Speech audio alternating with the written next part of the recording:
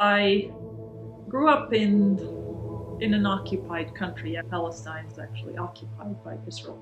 Went to Bethlehem University when I was 16. I graduated with a bachelor's in math, and I applied for a scholarship, and I got accepted to go to a university in the US to get a master's degree in statistics. And I was excited, mostly to get out of my miserable situation, just to go to America, land of opportunity. Just one day I was flipping through the local paper, and I just saw this ad that said there was a university called Brigham Young University that was offering scholarships to Palestinians. And I had no intention to go to BYU. I wanted to go to this other university because it was a really good scholarship. It was very well-known university, and my family thought I was crazy to even think of Utah. I don't know why I applied. For some reason, I just started feeling that I should go to BYU. It wasn't a feeling that I've ever experienced, this thing that just compelled me to go there, and I decided to go against my family. I just went to Utah. Wasn't sure what to expect, but I felt at home. The first thing that shocked me is how nice everybody was. And, a friend of mine from class, Bryce, gave me an Arabic Book of Mormon. And then one day, my friends told me they were going to listen to conference, and they said a prophet was going to speak. I'm like, what? I was curious. I wanted to see what this prophet looked like. And one of the speakers at the time, who was President Hinckley, just referred to my country as Palestine.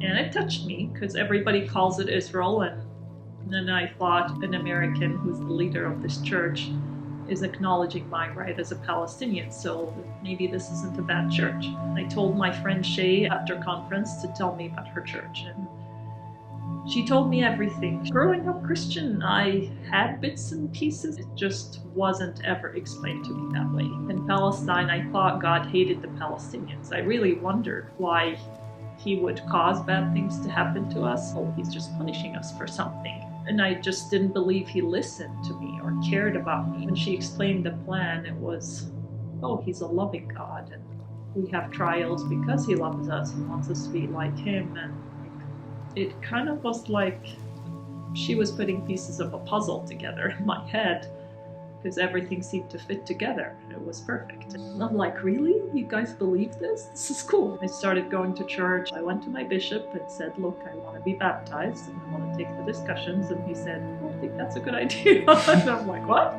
But he said the church wasn't strong in Palestine, that I'm going to have a hard time and get persecuted. And I'm like, yeah, whatever. So I left his office and I went up to my room, looked up the number of the missionaries and called them and said, wow, I'm going to need to take the discussions. I just wanted to be baptized so badly. My bishop later prayed about it and felt good about it. So I got baptized, and it was just amazing. It was the best day. But anyway, I had to go home. This was shortly after I got baptized. I was scared. I didn't want to go home, but I felt that I should, and so I did. My family was so much against me joining the church that they tried everything to get me to leave the church. This was like 24 hours of preaching. I mean, they would start from the minute I wake up in the morning to the minute I go to bed. There weren't any other members that I knew of in the area at all. And the only branch was at the BYU Jerusalem Center. But Palestinians who live in the West Bank are not allowed to be in Jerusalem.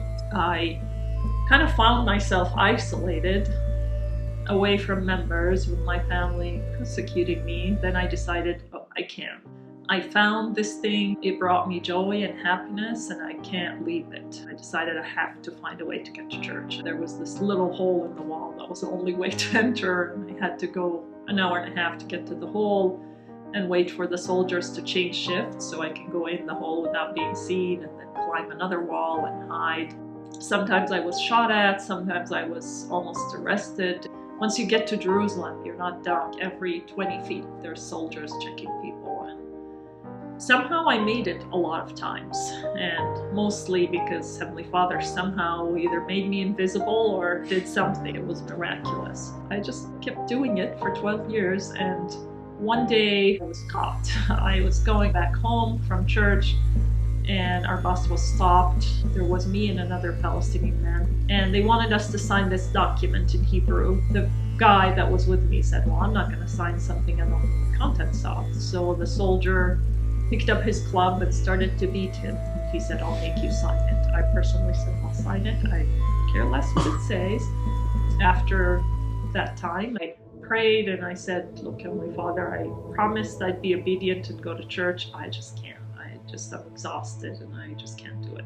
A few months after that, I received a job offer from UNRWA, which is part of the United Nations.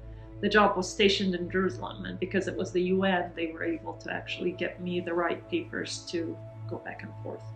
I felt like a load was lifted, and it was great. I'm lucky because I know what it's like to not have the gospel in my life. I was this miserable person. Like, the place I was in was dark and difficult and just gloomy. And that's why I clinged so strongly to the gospel, is because I didn't want to go back to the person I was. Sometimes we just do it just because this is a commandment. Sometimes it was super hard.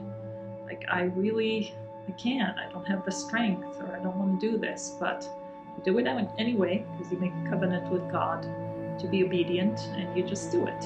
And the great thing about Heavenly Father is He lets us do it until we can't, and then He intervenes. And for me, it took 12 years. And those 12 years I wouldn't replace for anything.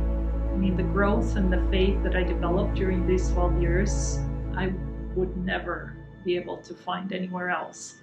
So I'm grateful that He let me do it. But then when that one day when I was almost arrested and I was done, that was it. That was the last straw for me. I couldn't do it. Then He intervened and He provided a way. And sometimes He just does that. He lets us give in all that we can, and then He makes it work.